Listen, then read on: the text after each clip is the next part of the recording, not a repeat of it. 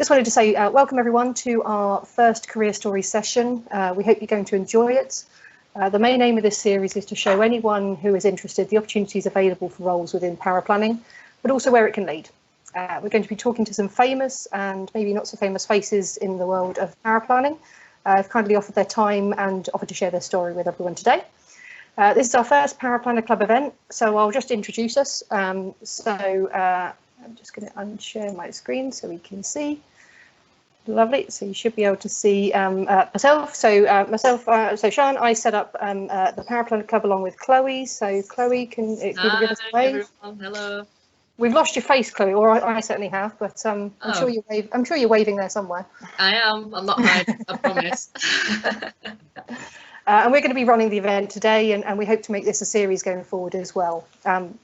As a club, we provide mentoring to anyone who wants to become or become an awesome paraplanner. We have a whole bunch of mentors and mentees already using the scheme. I know there's a number of mentors with us today, so if you can just give us a wave if you're in the audience with us, just so everyone can see. Hi all. And if you haven't joined us already on camera, feel free to, don't be shy, but don't feel like you have to. And just make sure you mute yourselves, otherwise we'll probably mute you as you come in, just to shut out any background noise. We are going to be recording today's session, both on video and on audio, so others can watch it, because I know there's been quite a few requests of people who can't make it today.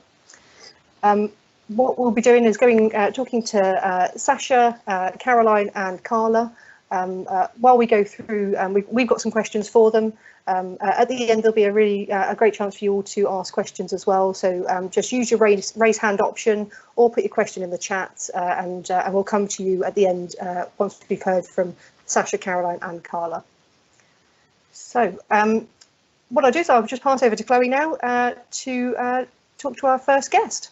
Oh, thank you very much, Sian. So kicking us off is Sasha Wakefield. Sasha is a chartered financial planner at Montage Wealth Management, and although she's authorised to give advice, it's really a paraplanner role. So Sasha works in collaboration with client-facing financial planners, assisting in formulating the advice and deciding on solutions together. Hi, Sasha. Hi, Sasha. Hello. Can you tell us a little bit about your career to date?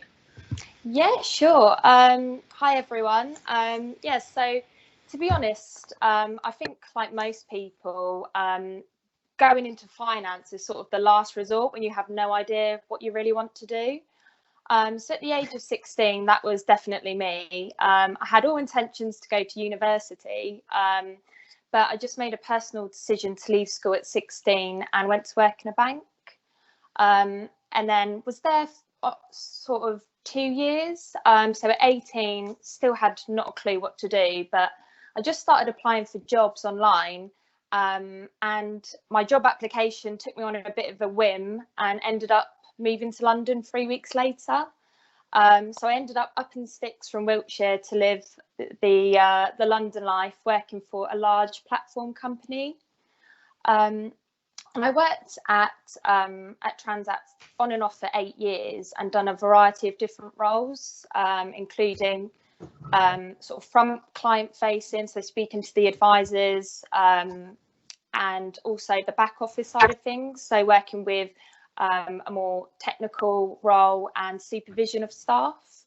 I actually learned so much during my time there, and in hindsight actually moulded me into the world of financial advice so easily.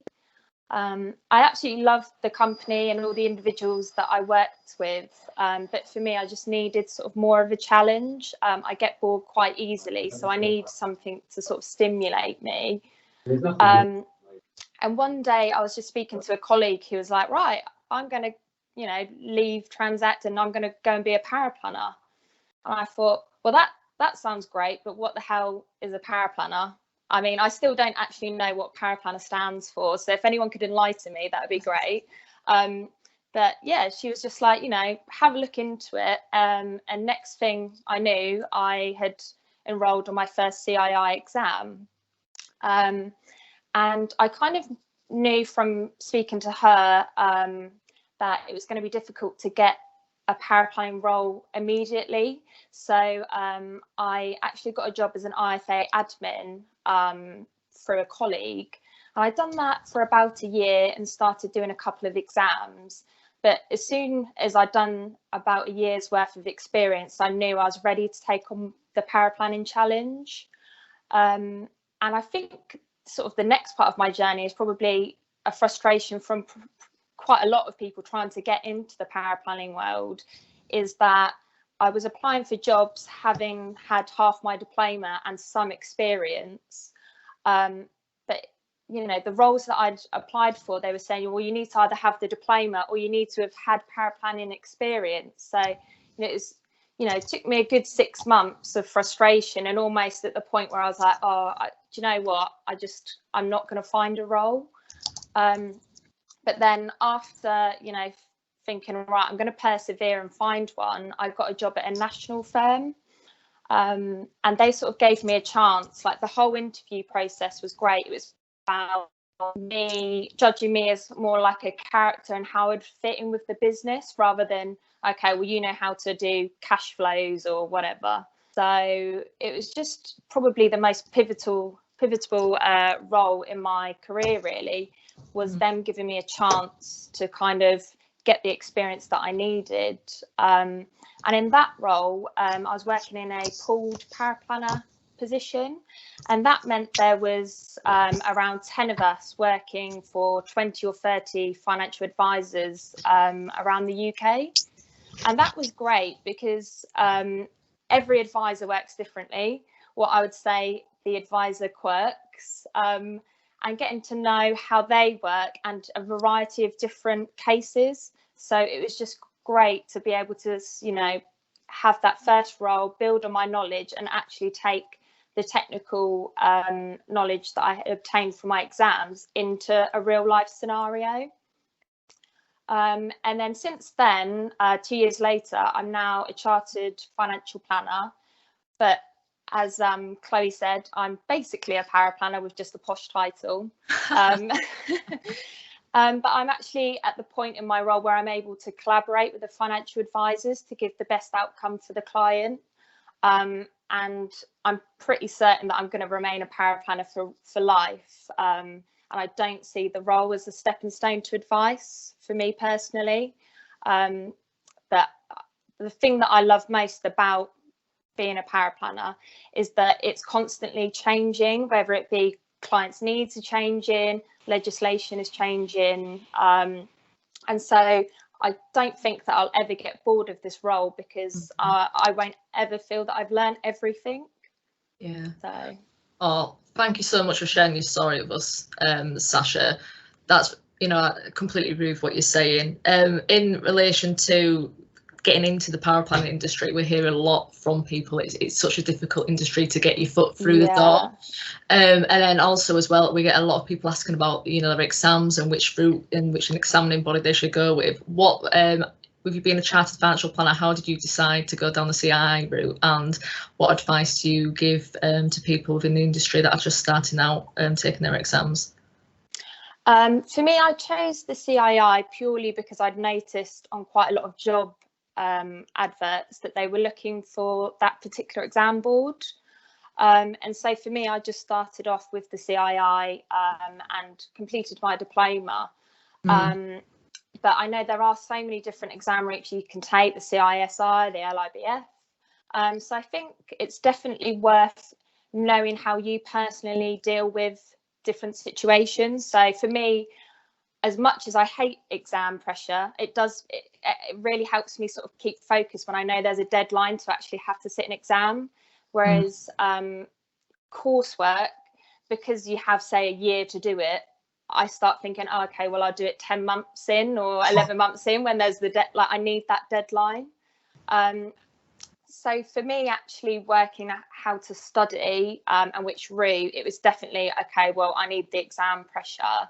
And actually working out how I wanted to go from no exams to chartered was simply writing down, okay, well, I want to do the diploma, there's the 6 exams, and I wrote down, okay, I want to do this one in March, this one in May, and wrote sort of a set plan.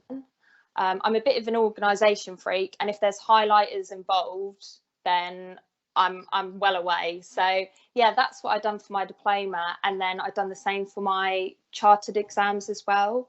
And I think as long as I have a goal in mind, then I'm really good at focusing on that to try and meet it. Yeah, absolutely. And did you keep to your study plan that you wrote down? Did you keep to it to an absolute T? Did you veer off a little bit? I mean, I had it all in my head. Okay, well, I'm gonna get to chartered by my 30th, which was May last year. I was like, right, I'm gonna do it. I'm gonna get to chartered by then. Then COVID got in the way and basically cancelled my AF4 exam with 3 weeks to go. So I was like, right, okay, gonna have to adjust this. And thought I want to get to chartered by the 31st of December. But then all of the exams had been postponed, and AF4 wasn't until October last year. So I ended up doing 7 exams between October and December last year. Wow, that's and amazing. finished my last one on the 30th of December. So I got it in with 1 day to spare. But I would also stress, do not do that, because it was really, really stressful.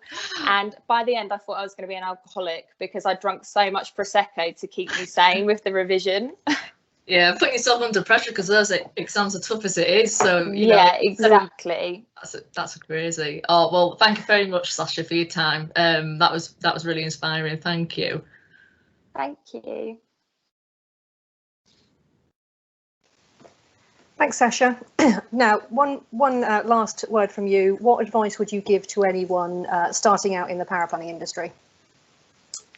It sounds very cliche, but I'm a bit cringe anyway. But I'd just say don't give up.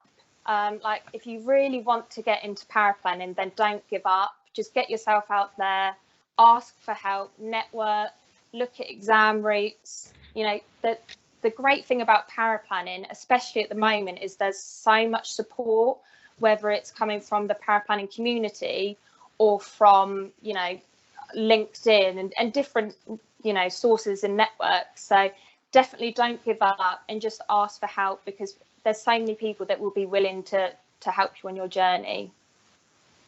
Absolutely, like us. Yeah, exactly, exactly. Absolutely, Sasha. That's great. Thanks very much for sharing your story with us, and I'm sure we'll come back to you a bit later with questions at the end of our session. Great, so moving on. You. Thank you. So moving on, let's talk to Caroline Singleton. Hello. Hi, Caroline. So Caroline is the business manager for Money Matters. She works closely with the directors, has an active role in compliance, management and client communications. And she's also covering a paraplanner's paternity leave at the minute, just to spice things up. She's also heading up the UK Financial Planning Book Club along with me this year. So I'm sure you'll hear that from us a little bit later. But we're not interested in that right now. So Caroline, over to you. Can you tell us a little bit more about your career to date? I certainly can. Hi, everyone. It's lovely to be here. Thanks for inviting me, Sian and Chloe. So to tell you a little bit about my career, it's always been in financial services. So I left school having done A-levels and pretty much went straight into the industry. Initially, I went into banking. So I was a cashier in Halifax. And then I progressed through to being a mortgage advisor, and then a trainer, and then I became a branch manager. So I worked for 3 different banks altogether, and after 8 years of doing that, I decided to have a bit of a move across to estate agency. So I'd done obviously some mortgage advising, enjoyed the client contact, liked talking, so that seemed like a good match for me. However, estate agency was not the environment for me. I did that for a couple of years, and quite frankly, it's something that I wouldn't want to repeat. It just didn't suit me. I then had a year out. Unfortunately, I wasn't very well and I had to relocate. And as part of sort of getting better, I was offered the opportunity through a local government scheme to do some more training. So having sat my mortgage exams in the early 2000s, without giving my age away too much, I then went back and did some of the broader financial exams. So I sat CIFA, and I then was looking for a position in something a little bit different. So I started working within the IFA industry. I've done that for 11 years now. I was a compliance manager with a hybrid into an IFA role for about 5 years. I then moved to another local IFA company and worked as the lead paraplanner and compliance manager. Then did a couple of years as a pension transfer specialist running a DB bureau before moving on to my current role at Money Matters, which is a really, it offers me a lot of variety. So I get involved, as Sian's already said, in sort of compliance, paraplanning. I'm really interested in people, and I love doing stuff to develop other people on the team here and the management side. And I guess it sort of plays to my strength, which I think is being a generalist. So I get involved in a bit of everything, and I enjoy sort of each day being a little bit different. Absolutely, I can hear you there. So you've done a few exams so far, so a fairly similar route to me with the LIBF route, but can you just tell us a bit more of your experience with studying and the exam route you chose? Yeah, I mean, most of my exams are with the LIBF IFS.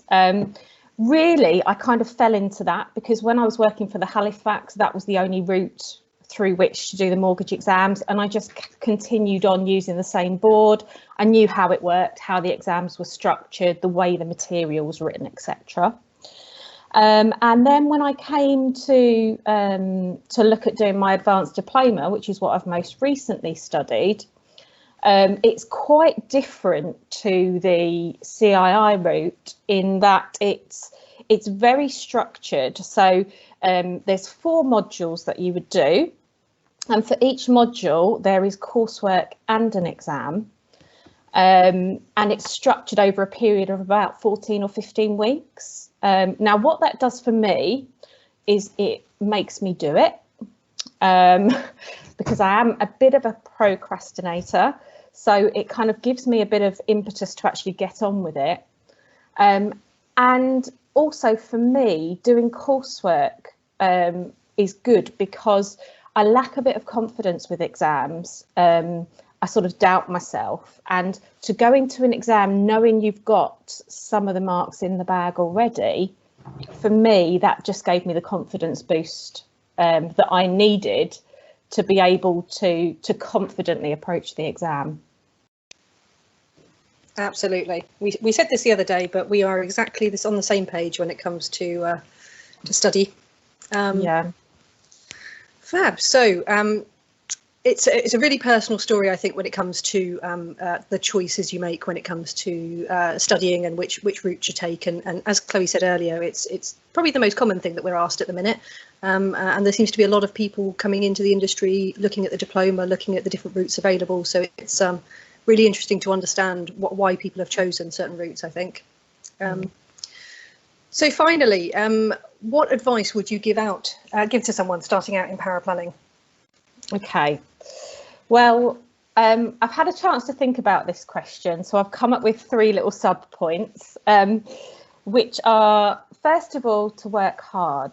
Now, I think essential to a role of a paraplanner is a willingness to learn and to study, and to put that learning into practice. For me, the 2 go hand in hand.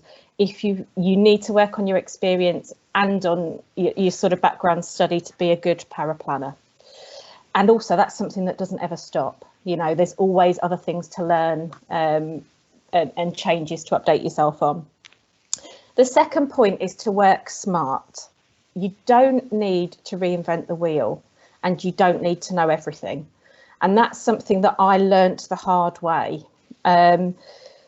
You need to use the resources that are available to you. You will never know everything you need to know about everything.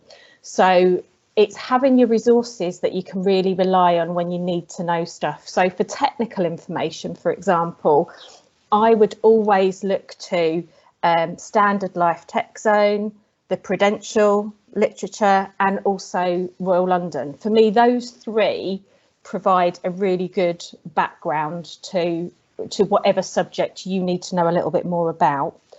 Secondly is like your colleagues and your peers, mentors or managers. Benefit from other people's knowledge, and you don't have to be the expert on everything. Know who to go to. But with a caveat on that, when you're starting out in paraplanning, I think it's really important when you're coming up against things that you don't know to do a little bit of research yourself and go to your mentor or your manager and say, look, this is what I've found out. This is kind of what I'm thinking I might need to do, or the avenue I might need to go. What are your thoughts? Because actually you'll learn a lot more that way. And if you're wrong, it really doesn't matter because you're asking somebody else. But actually, in my experience, 8-9 times out of 10, when somebody has come to me with something like that, they're on the right track, and that gives you a little bit of confidence because you found the answer out yourself. And the third thing is to work well together. So it's really important to appreciate all the different roles within a financial planning practice. So I have the benefit that my career has been quite squiggly. So I've done most of the roles, and that helps me to understand the challenges that other people face and how paraplanning fits in within that. And I think that is so key. And part of your skill as a paraplanner as well, I think, is being able to see things from different perspectives, being able to sense check things. And if you can appreciate things from another perspective, that really helps. So just to recap, it's work hard, work smart, and work well together. That's my 3 points. As professional as always, Caroline. And absolutely, I think the key thing you mentioned about, learning from your colleagues, your mentors, coming with a solution. That is such a key point, I think, for me anyway, because you need confidence absolutely to be a good paraplanner, not only to tackle solutions within, to your manager or within your peer group, but the really key thing is having confidence to talk to advisors, and there's a whole variety of them out there. So if you can learn it with your colleagues and your manager, then it will set you up really well for dealing with some advisors for the long term in your career. Yeah, fabulous. So you mentioned you've done a few different roles, Caroline. So in terms of you've done some client facing. So how did you know whether you wanted to be client facing or not? I think that's still a question that I still ask myself quite a lot, because I like client facing and I like technical stuff, which is why my career has been quite squiggly and why I like to get involved in lots of different things. There are some people that really have a particular strength in one or the other. And as I said earlier, I do see myself as a generalist. So for me, my strength is being able to lend my hand to most things. I know paraplanners that are better technical paraplanners than me. I know advisors that are better advisors than me, but my strength is being able to do a little bit of everything. And I think that's really important when you're looking at your career, to identify what is your strength, and not that there's this whole sort of comparison thing to other people, which is only natural. But I'm somebody that struggles with confidence, and for me a lot of that is about recognizing what my strengths and weaknesses are, but focusing on the strengths. Absolutely. And in terms of struggling with confidence, I think that's something that a lot of us can relate to. It's not something that comes naturally to everybody, and there are things that you can do to help, but what do you do, or what have you done, if anything? Well, to be honest with you, it's something that I struggle with on an ongoing basis, and I'd love it if somebody could come and wave a magic wand, really. But part of the way that I deal with it is by putting myself in situations that are challenging, because the more that you do something, the more comfortable you feel with it. So, for example, doing something like today would naturally make me nervous. I've done it a few times over the last year, and I can definitely say that whilst I am nervous and always worried I'm going to say something stupid because it will be permanently recorded somewhere, I feel much more relaxed about it than I did this time last year, the first time I ever did anything like this. So I think it's just accepting, you know, I'm always going to be one of those people that has doubts and confidence about my own ability, but just reminding myself of what I have achieved. And I think we can all do that. And it's not just a work thing, is it? It's a life thing as well.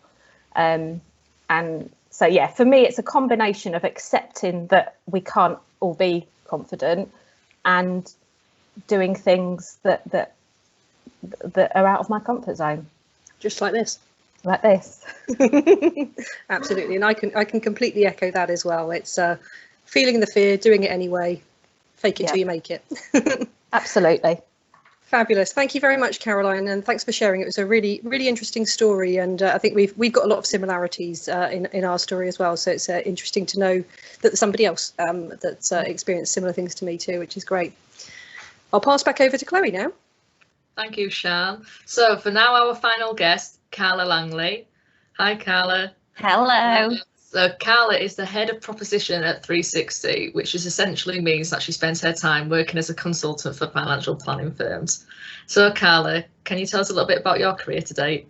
Yeah, I can. I think before I start, though, I'm going to say, listening to Caroline, I've got Caroline on a list now thinking, I want to poach Caroline. I want you.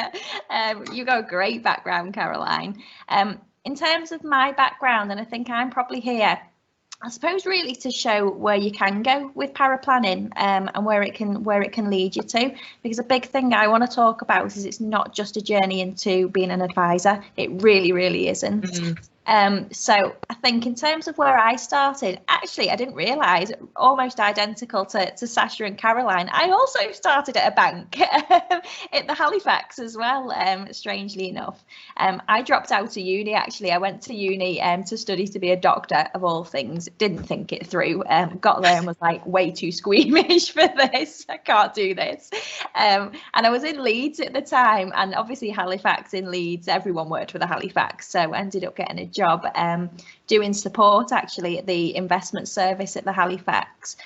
Really quickly did my exams, and at the time you only had to be, and some of you won't believe this, you only had to be level 3 qualified to be an advisor at the time. So I did my exams really quickly within probably a few months, and then got a job as a financial advisor for the Halifax.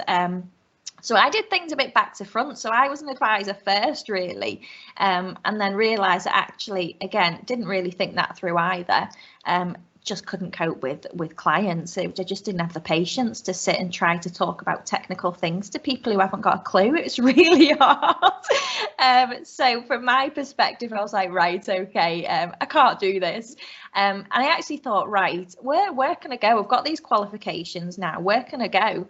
And I just applied for a job back near home in as a paraplanner. And I kind of blagged my way into it, if I'm being really honest. And I think some of us can probably resonate with that. But I kind of just thought, right, if I'm going to get this job, I kind of need to, you know, and probably what you were saying, Caroline, have a bit more confidence than I really probably ought to. And they just offered me a job, which was really surprising.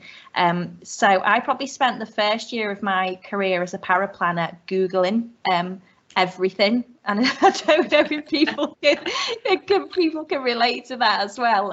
Yeah, thank God for Google. I think that really helped with my career. So yeah, that's really where I started in the IFA industry. Was I ended up just really by luck landing a job as a paraplanner. And I was with, it was a smaller firm in Manchester city centre for a couple of years, and then applied for a national a paraplanner job at a national firm, and went over there.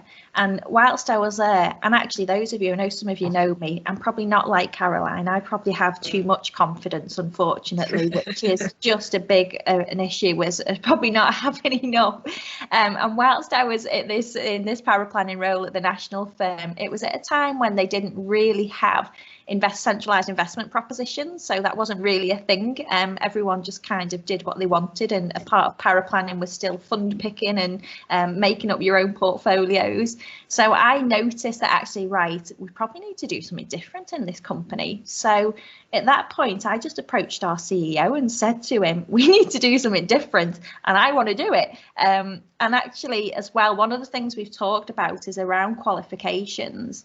One of the things I decided to do was actually just vary my qualifications a little bit. So I got my level 4 quite early on in my paraplanning career. My diploma, and then I thought, I really like investments, I really like that side of things, so I started to do more CISI qualifications. So I did the investment management certificate, I've done the investment advice diploma with the CISI, and I kind of got that bit more of a wider knowledge base, so not just the planning aspect but more the investment aspect as well. And I think that then opened up quite a few opportunities for me. And then I was actually, believe it or not, the CEO of this national firm said, right, off you go, design us a centralised investment proposition, and gave me the job of head of investment, and that's how I ended up head of investment, and designed a centralised investment proposition, put it all together, trained it all out, and then ran it for probably about 18 months, 2 years, for a national IFA firm. And actually for me that was probably the where my career really took off, because as part of that role I would go out and meet fund managers, I'd go out and meet discretionary firms, and Brown Shipley actually approached me at that point and said, we'd love you to come and work for us, and we want you to work on our equity fund. So really different to financial planning, and we want you to come and do more investment related stuff, and we want you to be an equity analyst. So I joined Brown Shipley. I was only there for a year because I think there's only so much Google can help you with. And I went into this job and I was like, oh my God, I really don't know as much as I probably should. And actually, when I was at Brown Shipley, I started my CFA. So I don't know if anyone's familiar. I know not everyone's familiar with the CFA, but it's one of the real high level investment qualifications. So I started my CFA with them, and then just realised, look, I really love financial planning. I want to be back on that side of the fence. But because, and one of the things that Caroline said, because I've also had a bit of a career where I've done a bit of everything, and loads of different roles, I then went to Tilney to do operations. So I got a job at Tilney as ops director, and basically was looking after the operational side of the financial planning business, for all the support teams, all the paraplanning, the support staff. How do we do things? How do we use, it was X-Plan, how do we do all of that? And I think because of my background, because I've done it all, I've done all the hands-on stuff, I understood how everything fits together, I've done admin, it was just a great opportunity for me to then start to, I suppose, really use some of that experience from paraplanning to go, right, how do we operationalize all this better? How do we help businesses? And at Tilney, that's what I did there. And then, and what you'll actually find, this is quite typical to my story. I stopped applying for jobs at that point. I think when you get to a certain point in your career, people start approaching you. So at that point, I then got approached by 1825, who a lot of you'll know are a Standard Life's financial planning business. And they said, look, we'd quite like you to come and join us as a business consultant. And as a business consultant, what I was doing is actually going out looking at all the IFA firms that they wanted to buy. And they said, we want you to look at them. What do you think? How do they do things? What's it look like? Is it a business that, you know, we should be interested in? Wow. And I think, again, because you've got that background of actually you've done these jobs, you've done it, you've been in an IFA business, you know what's good and you know what's bad. I think that was a really, really big help for that step in my career. So I did probably just over 2.5 years with 1825, and then 360 approached me. We used 360 at 1825, and I used to go into their offices every now and again and just work in their offices because I knew everyone over there. And one day they just approached me and said, we've got a job going at 360 as a business risk consultant in the Northwest. Do you want it? Are you interested? I was like, yes, please. Yes, I'll come and join 360.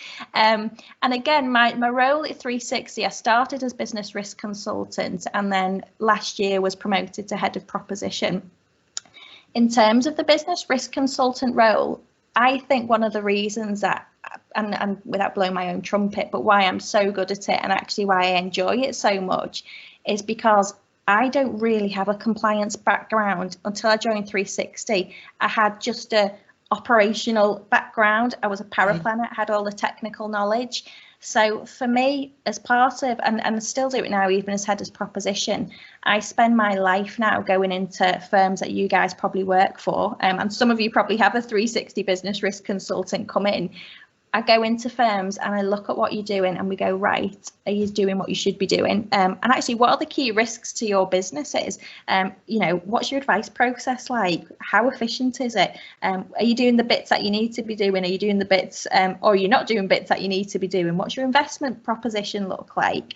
And I spend my days looking at all that kind of stuff. And I think one of the things that really helps me is I've done it. So I've done that job. And when I sit down with because usually it's the directors of the businesses, when I sit down with them and we talk about the business, it really helps that they're talking to someone who's not just been compliant all their life and doesn't understand the practical aspect of everything that you do. So I think from my perspective, it's, yes, I started out very much in paraplanning. That was a big chunk of my career early on, but actually it was probably the most important bit of my career for me, because I think that was the role where I got the really good understanding of advice, the technical side, actually how you do this stuff on the ground, what it all looks like. And I never wanted to go back to being an advisor. That was never the route I wanted to go down. And if I'm really honest, I've just accidentally ended up where I am. I had no plan. I just accidentally ended up here. But I think for me, I really wanted to do today because I wanted other people who are going into paraplanning to know that there are so many other jobs out there. It's not just paraplanning, then advising, and that's it. And actually, if you're happy, as Sasha said, if you love paraplanning, it's a career in itself.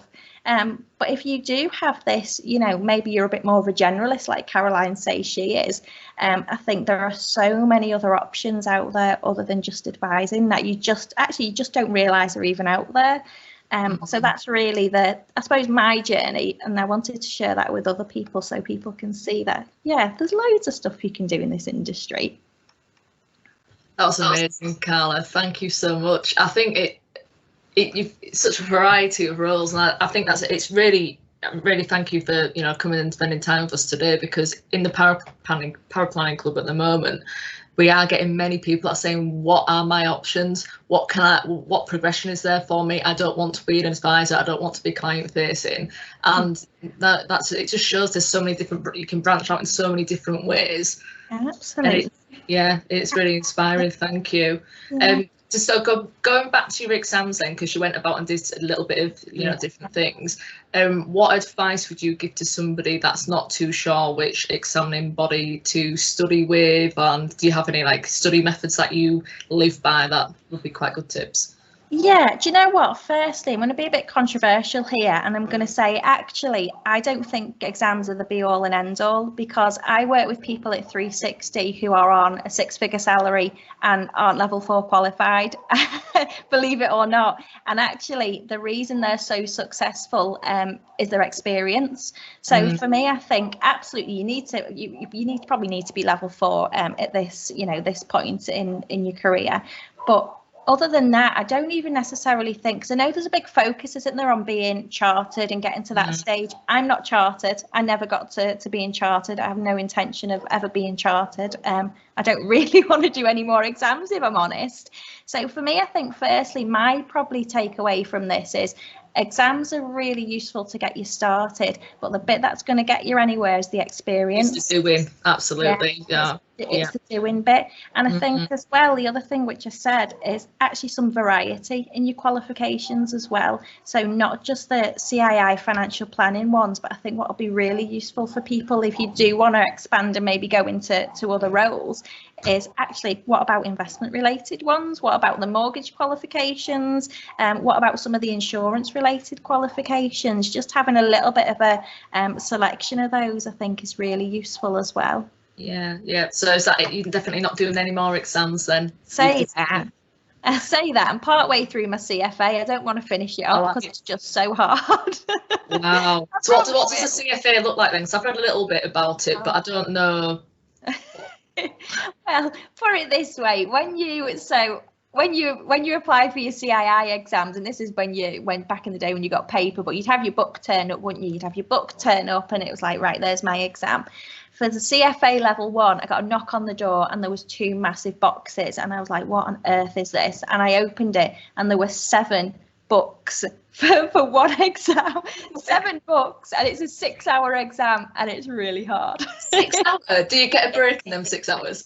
Yeah, a little break in the middle. But it's really tough going. But I think with it, the CFA is a really interesting one actually, because it's focused very much on investments.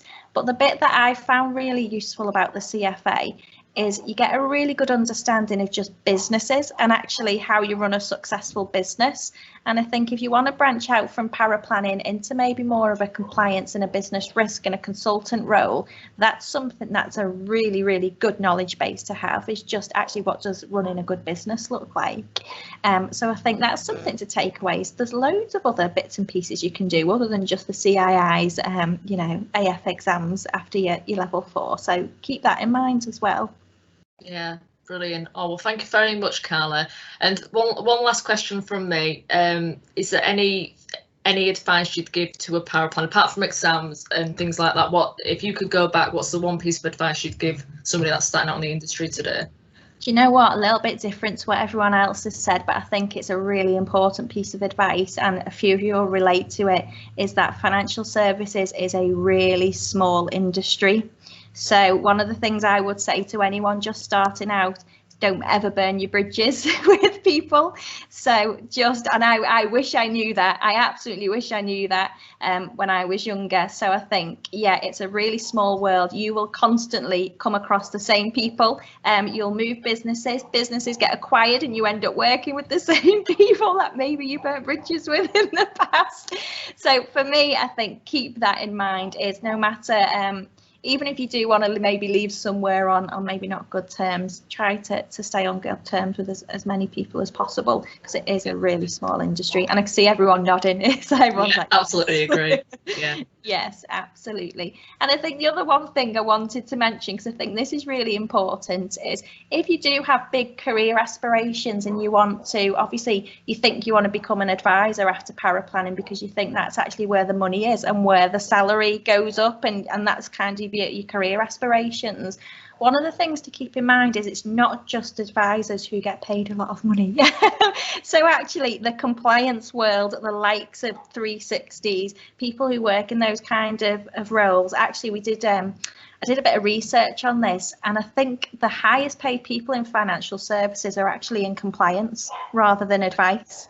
So if you've got big aspirations, and that's where it's all about, and it's about, right, where do I go and where am I going to earn the money? I think keep that in mind as well. It's not just, you don't just have to be an advisor. There are other really well paid jobs out there in other parts of the industry. Yeah. Oh, well, thank you very much, Carla. Gosh, we could be speaking all day. We could be all afternoon, couldn't we? Thank you.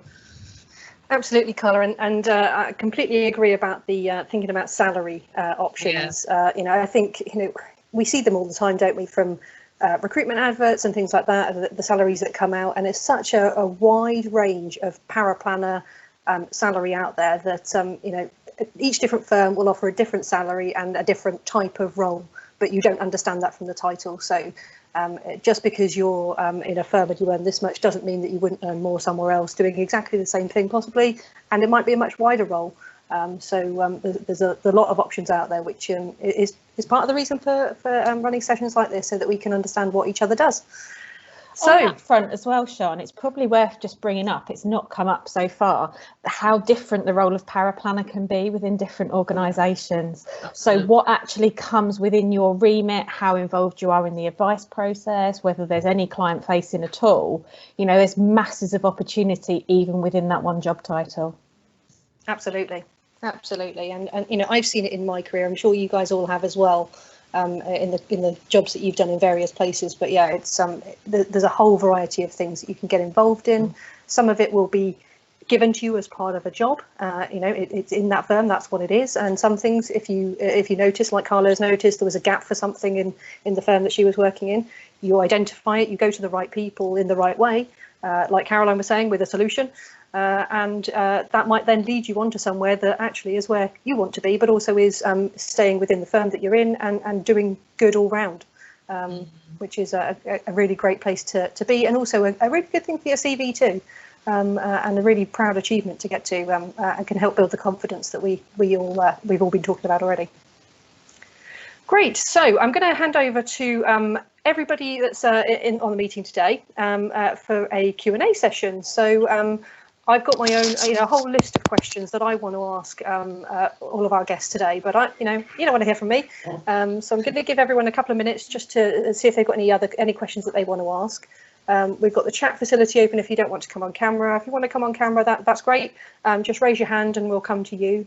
But we'll just head over to the chat first, because I think I know we've had one question on come through by chat. And this is about CFP, so it might be in relation to what Carla was mentioning, although that was CFA, wasn't it, Carla? Yeah.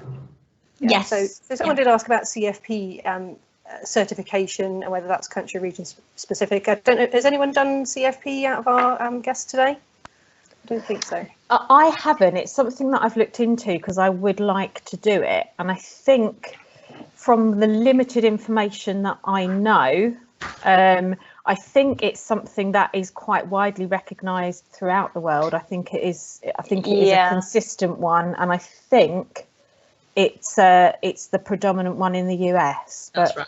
Is that right? Yeah. Yeah. That's the extent of my knowledge, I'm afraid. Fabulous. Well, I'll give everyone a couple of minutes just to see if they want to get any questions in. And like I said, raise your hand if you have got any questions for our panel today. And we can come to you. Chloe, have you got any questions that you want to ask our guest today? I've got some, if not. Yes, I think what's really interesting when we talk to different power plants within the industry, and I think what comes up all the time is it's very dependent on what firm you work for and what is a power planner. And I love speaking to people within the industry because it's so varied. But the one thing that always comes up is, what do you prefer as a power planner? Working on like a ratio of like a 1-to-1 or 1-to-2 in advisors, or in a pooled, the way where you're working for multiple advisors at once. I just wonder what people's experiences are and what if they have a preference, or if they prefer, or if they don't mind either way. I think for me, I've kind of worked with obviously the pooled environment as well as like a 1-to-1. In terms of learning and variety, I do prefer working for maybe a couple of advisors or in a pooled environment, just because they have the different ways of working. So I mentioned like the quirks, and just the difference of investments that they use, providers that they use, and I just felt that I could build my knowledge so much quicker when I was working for different advisors. And you'll get to learn as well which advisors will actually bother doing meeting notes and which won't. But yeah, for me, definitely working in either a pooled or with multiple advisors is the best way for me to gain more experience, because I'm still relatively new in paraplanning. I've been doing it just over 2 years now, and I definitely think having those multiple advisors has helped me gain so much experience in such a short space of time. Yeah, absolutely. We're getting questions fired in left, right and centre here. So let's go to some of the questions in the chat. so we've had one question about paraplanning, about advising institutional clients. I've had a little bit of experience with institutional versus retail clients. Sasha, have you, or Caroline, or Carl, have you had any sort of real experience with the institutional clients that might crop up? Or I know for most of it, it'll be retail clients mostly. Yeah, just retail from my side. Yeah. Same here. Yeah. Yeah, my ears are just twicking up from a compliance point of view because I'm thinking institutional clients, right? Loads of things we need to think about, a little bit different. But never personally, when I was a paraplanner, dealt with institutional clients. No, and I think I've dealt with them a couple of times, and a couple of the comments that I've seen in the chat is it depends on the advisor you're working with. Everything about this job is about it depends on the advisor you're working with. You know, I've worked with advisors where I didn't need to work with more than one. I didn't have capacity to, and I was learning about 20 different things all in one go with every case. So it really depends on the case. And I've seen a few institutional clients over my time. You know, they tend to be clients that have a job as a hedge fund manager. Or something like that in that realm. And Carla, quite rarely, you know, on a compliance point of view, you have to write a different report for that client. So it's a completely different thing. And especially if you've got, you know, a husband and wife where the husband wants to be to be treated as an institutional client, you've already got a problem from a compliance point of view. It's going to be a very different case. And so whether the cases that I've worked on where that's been raised and they've talked about it and they've realised that actually be treated as a retail client is better for the business, better for the client, then they've gone down that route, and that's probably the case in most instances. But yeah, quite often, you know, most of us I would expect don't deal with institutional clients very regularly, if at all, and probably that's down to firm level as well. You know, the compliance team within the firm, the decisions that they make within the firm. A lot of firms would not be even set up to deal with institutional clients. Anyway, it really depends on the firm, I think. Yeah. So there's another question that's just come in from Danny. So what have been the career highs and lows of the guest speakers, and how did they change their course?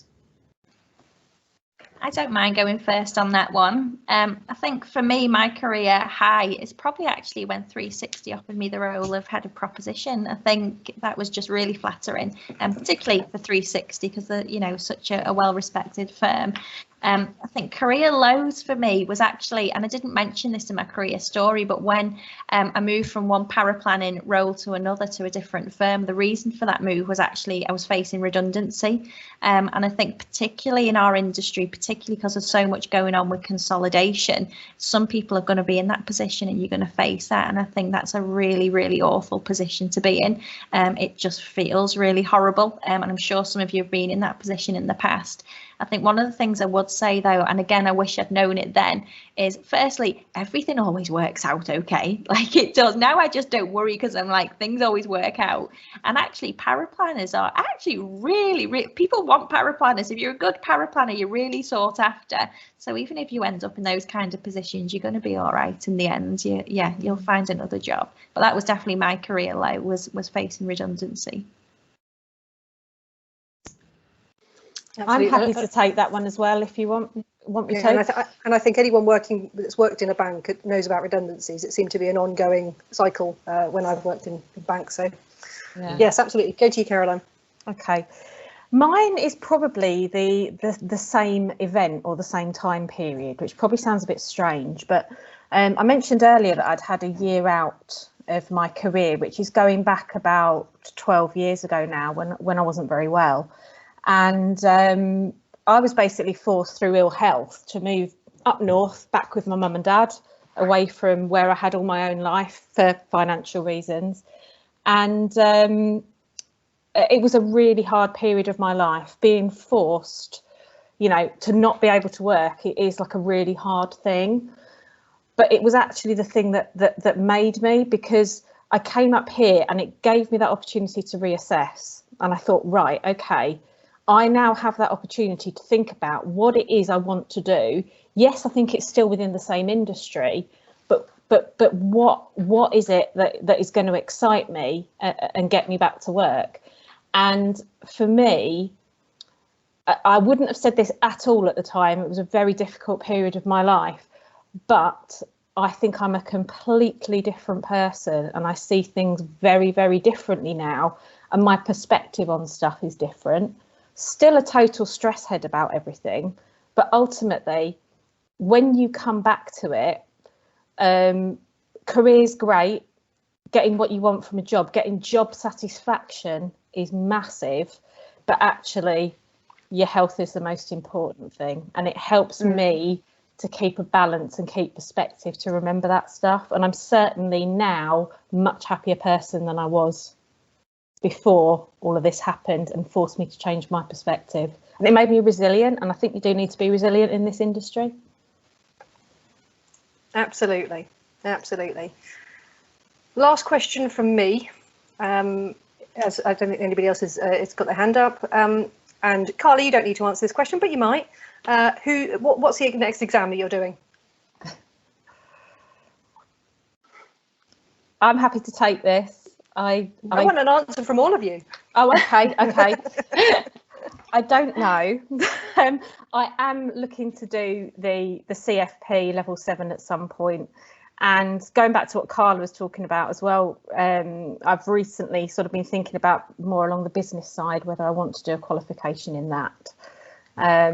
But I think initially it's just get back to a bit of normality after working from home and the whole pandemic, and then reassess. But I will undoubtedly not be able to resist doing something else. For me, I told myself at the end of last year that there was going to be no more exams and I was going to have a life back.